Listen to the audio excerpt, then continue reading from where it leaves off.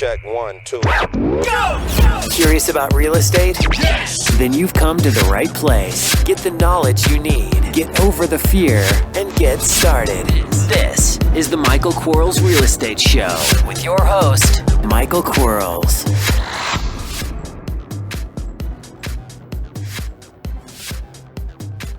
Hello, everybody. Michael Quarles with podcast number 65. We have the 5 questions from investors like yourself. And remember, if you have a question to ask, send it to support@bsffacademy.com. One more time, support@bsffacademy.com. Here we go. Question number 1. How do you answer calls from sellers who are responding to a yellow letter that you sent out? Do you answer the phone with a hello, or by saying something like, "Thank you for calling I Buy Houses, this is Alex. How may I help you?" I feel like I get a lot of hang-ups after using the more professional tone, as well as people saying that they don't want to sell a house cheap to an investor. Well, here's the deal, folks. In my system, and keep in mind we're trying to buy a house a day, in my system, the first thing a seller hears when they call me is, "This call may be monitored and recorded for quality assurance."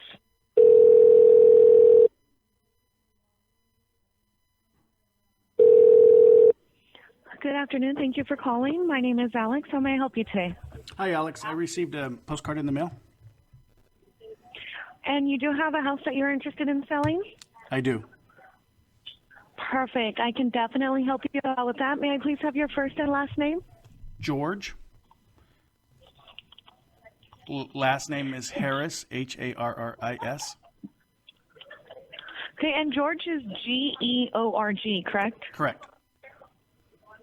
Perfect. And in case we get disconnected, may I please have a good number to call you back on? It would be 661-243-3210. 661-243-3210? Correct.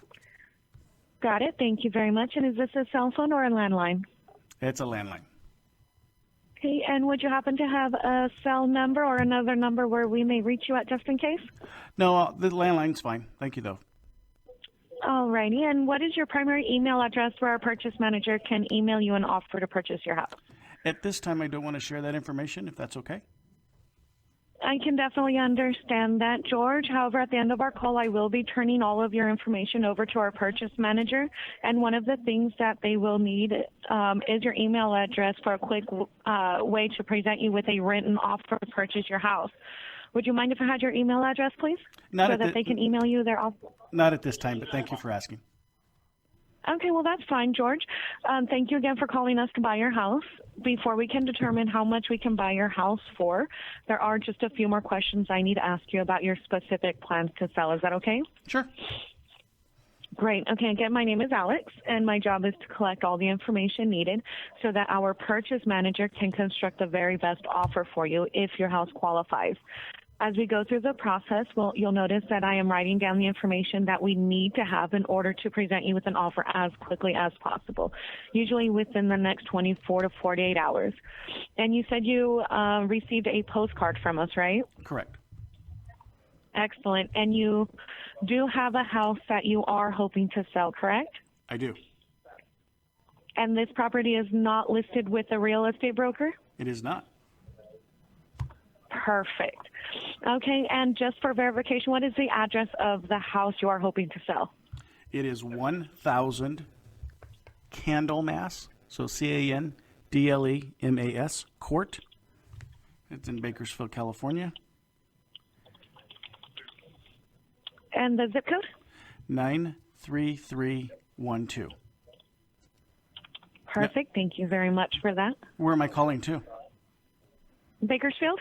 Oh, okay. Now, you know, George, no one knows more about your house than you do.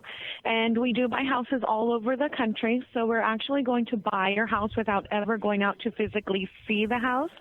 Once we agree to buy the house from you and you agree to sell us the house, then we'll send our local professionals out to determine the exact condition and repair costs the house may need. In the meantime, we would hope that you would be fair and honest regarding the condition of the house so that we don't move forward with an agreement to purchase your house that will later have to change or cancel because of missing information. Does that make sense? It does. Yes? Yes. Great. So let me ask you, George, what amount should we assume we will have to pay in total repair costs and work or upgrades that a lender may require or that a future buyer will ask to be fixed? I would imagine less than $1,000. Less than $1,000? Correct. No problem at all. Now, George, what do you think the house is worth? Or in other words, if we sent out a real estate appraiser tomorrow and had the property appraised, what do you think the house would be worth in today's market? $205,000. You said $205,000, correct? Correct. Okay. And is there a mortgage on the house that we will need to pay off? There is. And what is the balance on that loan? It's $120,000. $120,000? Correct. And the monthly payments? What are the payments? $830 a month for PITI. Okay. And the payments are current on the loan, correct? They are. Yes. Perfect. And what are you hoping to sell your house for? This is the net amount that you would receive to put in your pocket.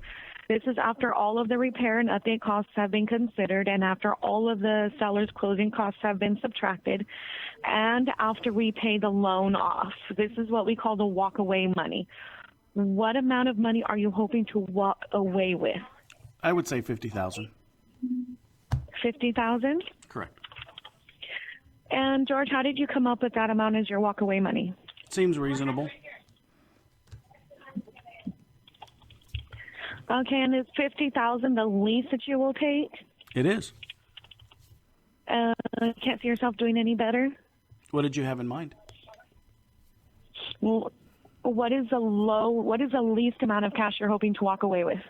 At this point, let's stick to the $50,000. Okay.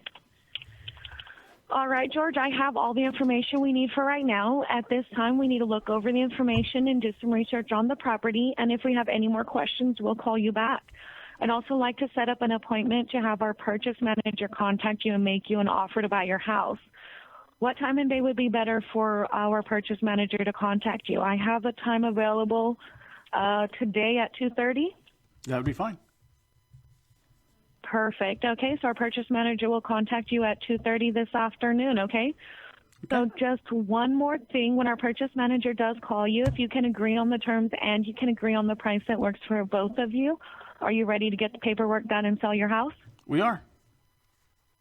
Perfect. And one last question. When our purchase manager calls you, it is important that all of the decision makers be there so we can come to an agreement to buy your house. Will all of the decision makers be there for the appointment? Absolutely.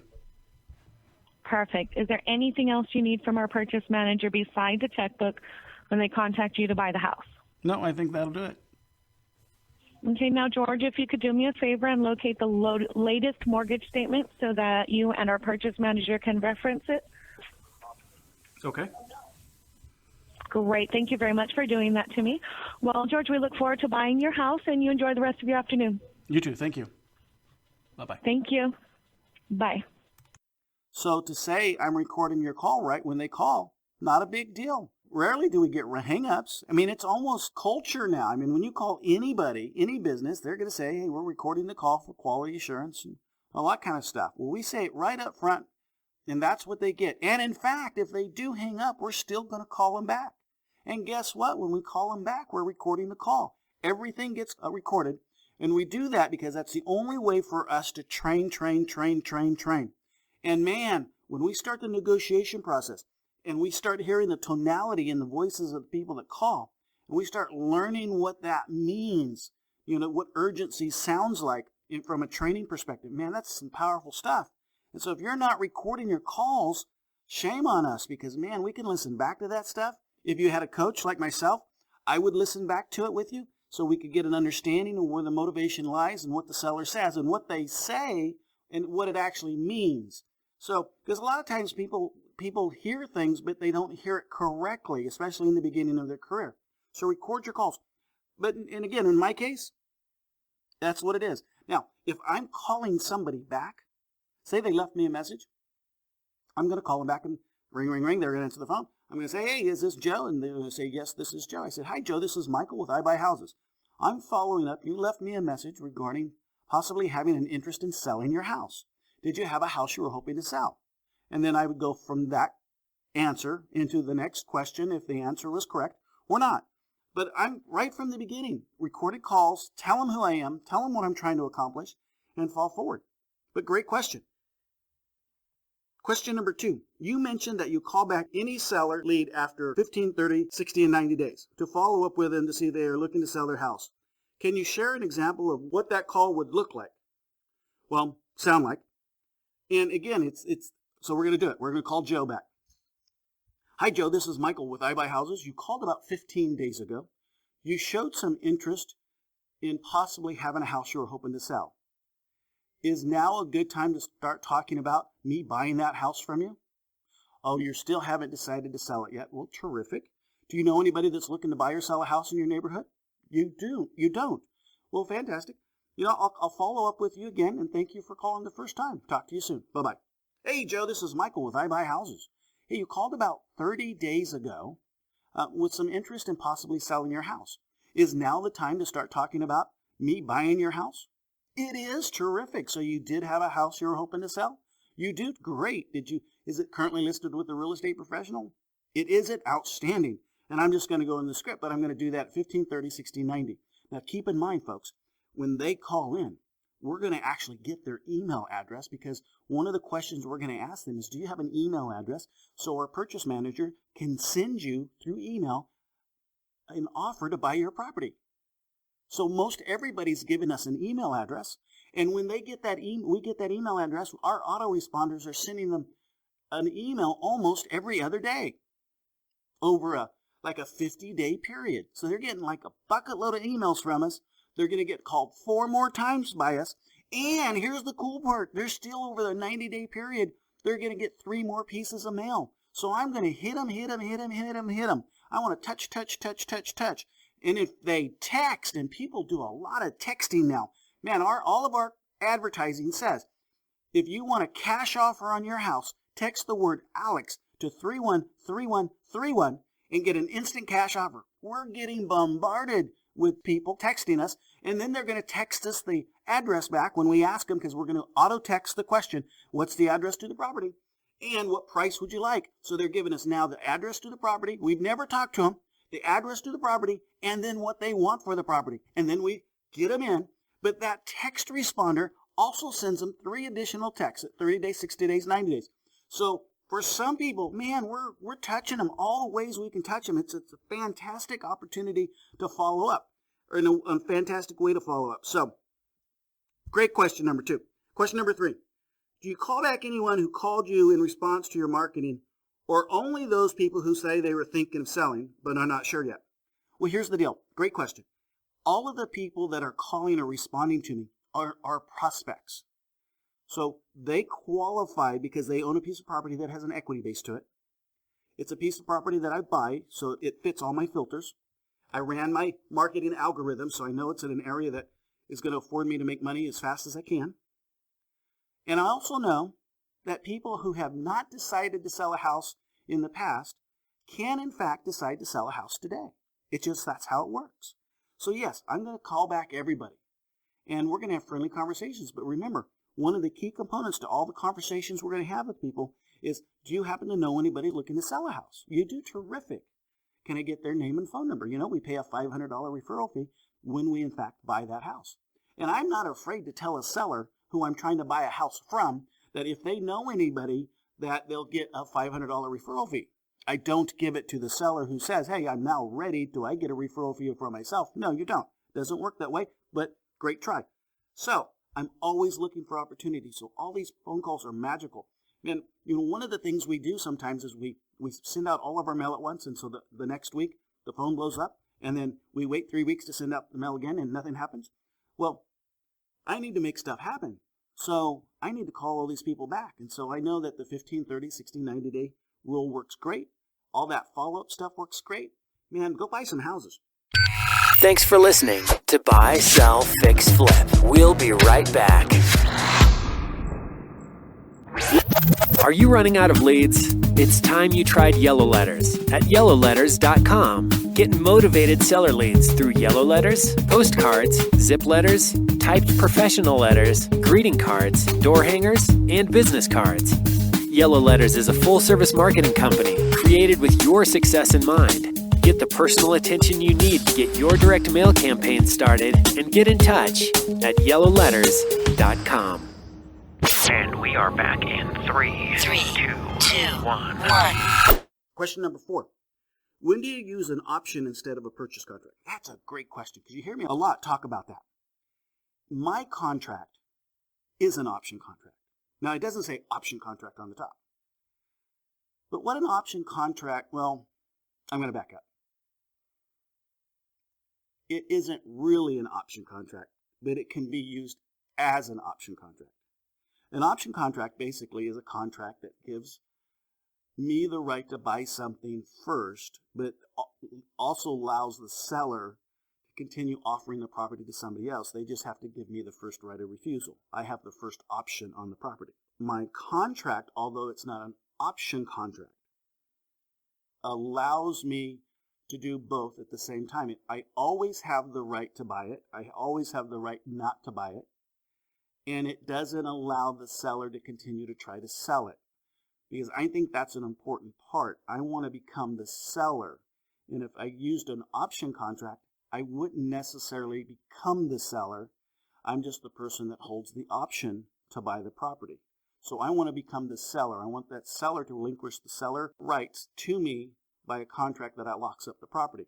But again, my contract allows me to unlock that contract at any time during the escrow period, up to the day I close escrow. So, great question. And other than that, I wouldn't use the traditional option contract because I always want to maintain control of the property. I always want to be the first one available to buy. Now, in my seller finance note, which is off topic a little bit, but in my seller finance note, there is a paragraph, a clause that we agree to that, listen to this one, I always have the option of buying that note at a reduced value if that seller is attempting to sell the note to a note buyer at a reduced value. So what that means is if a note buyer came to a seller that had a seller finance deal with me, and that note buyer said, well, I'll give you whatever they were going to give him less than the note face value is. I have an option to buy that note in that case at the value that the note buyer was placing on the note. So if the note buyer was going to give him 80 cents on the dollar, that seller has to come to me. I can exercise my option right to buy that note at 80 cents on the dollar. And I would always want to in most cases, unless it's a note buyer that's just giving way too much money, and then it doesn't make economical sense. But most of the time it's going to make economical sense, and I'm going to step in and buy that note. So, off topic, but I wanted to explain that one a little bit. Question number 5. How many phone calls can I expect to receive after sending out about 1,400 mail pieces? Well, that's depending on a couple different things. One, the mail piece kind of thing. Who we're sending it to kind of thing. But on average, and you know, the yellow letter is really great in getting the phone to blow up. But I don't use the real simple, hi John, my name is Michael, I want to buy your house. Please call this number, thank you Michael. I don't use that really itty bitty standard yellow letter. Because I don't want my phone to blow up from people who are just calling me to ask me why I want to buy their house, why I think their house is for sale, how did I get their information, all that kind of stuff. I use a lot of different types of verbiages. I want them to know what I do. So although my yellow letter still outperforms any of my other pieces, it's not like way outperforming some of the other pieces because I've really filtered using my mail. And I think it's really important that we filter using our mail because, man, we can get emotionally stressed and frustrated by talking to people who don't want to sell. So I only want to talk to people who want to sell. So I want to use things that in verbiages in my material that I send out that'll decrease the looky-loo kind of caller, the tire kicker, and increase the percentage of motivated caller. And so I know my small postcard, some areas I'm only getting 1.2, some areas I'm getting all the way up to a 3. My yellow letter, which I described is a different yellow letter than most people would use. I'm getting like a 1.7 to a little over a 3, depending on the area that we're sending it to. The large postcard, again, it's going to be about that 1.2 to, it doesn't really get to 3. And then I've got the greeting card, and I've got the professional letter, I've got the zip letter. But they're all going to get in that 1 to 3 range. And that's okay. So if you have 1,400 people, 1% is 14 calls. But they're going to be calls typically from people that have a house to sell. Now, it's our job when we answer that phone to start the negotiation process. Because one of the things I hear a lot from investors is, I got 15 calls, but no one wanted to sell their house. Well, you got 15 calls from people that had an interest in selling the house. They just didn't believe we had the ability to buy their house or we had an interest in buying their house. So they didn't answer our questions the way we wanted them to. So if you have 2 people that aren't communicating, aren't listening to one another, then nothing's going to get accomplished. You remember what I always say. When we negotiate with someone, it isn't 2 people talking. It's 2 people listening. And we have to, when we communicate, understand that when someone calls, there's a lot of fear on their behalf, but they're calling us because it says, I want to buy your house. So they have an interest in possibly selling their house. It's what we say after we get them on the phone and how we say it, which is why it's important to use embedded commands and mimicking and pacing and positive negative reinforcements. And when we're in person, we use some neurolinguistics. That's really important. It's the you and I, it's the me, it's the shaking of our head, yes. Those kinds of things. Because we can turn that, I want to sell my house, but I don't want you to know it, person, into, man, you're the one I want to sell my house to, person. So when you get the calls, just understand that it's our job to unveil that person who's prepared and ready to sell their house, who's not wanting to tell you. Which is why I think the follow-up is extremely important, because you start building a nurturing relationship with follow-up. And that's okay. I'm not a big believer in that you have to nurture your prospect, because I don't think you do. But there's going to be at times that that's going to benefit you. But we don't do it on purpose. But the follow-up does have a hint of that nurturing. That was a great question. Really, really good question. Hey, guys, I have something really special. I've been trying to get this man on the phone with me to do a podcast with me. I think we had it scheduled one time and our equipment failed on us. But I have, and I think I'm going to do it in 4 or 5 podcasts from now. So be listening, be watching. I'm not going to tell you which one it is, but I got a mega investor going to be on the phone with us talking about this stuff. I'm going to grill him like he's never been grilled before. He's going to be like this burnt sausage by the time I'm done grilling him. It's going to be fun. But keep your eye out, keep your ear out. Next 4, 5, 6 podcasts, this special guest is going to be on our show. And it's going to be absolutely outstanding. I've enjoyed this, guys. Thanks so much for sending in these questions. I hope my answers help. I hope they take you to a different level. I've heard from some of you that you don't need coaching because all you have to do is listen to the 5 questions every day, which I'm glad that you feel that. I know that's not true, but if you do, any of you do like to know anything about our coaching program, give us a holler. We'll explain it as well as we can, and we'll fall forward. Till next time. Bye-bye. Thanks for listening to the Michael Quarles Real Estate Show. Get more info and stay in touch at michaelquarles.com.